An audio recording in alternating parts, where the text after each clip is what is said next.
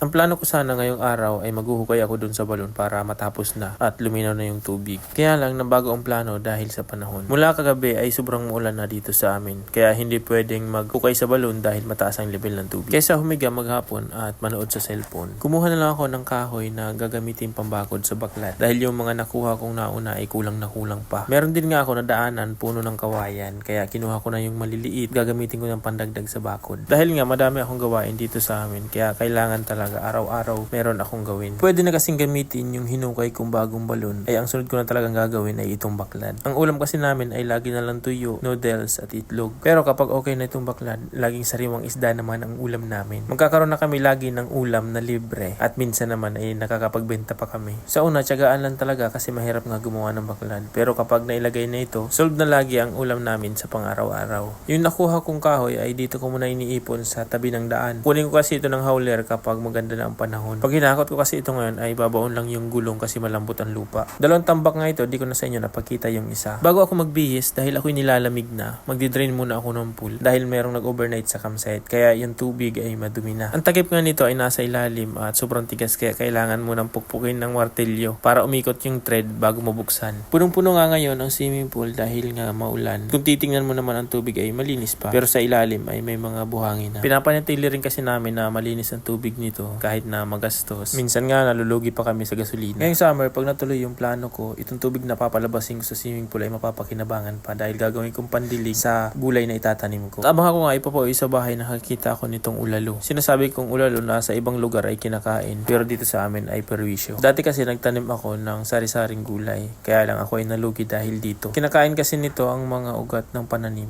hanggang sa maputol na pati yung ilalim ng puno. Kaya pag nakakita ako nito ay kinukuha ko, dinadala ko dito sa bahay. Dahil ito ay sobrang paborito naman ng aking mga alagang manok.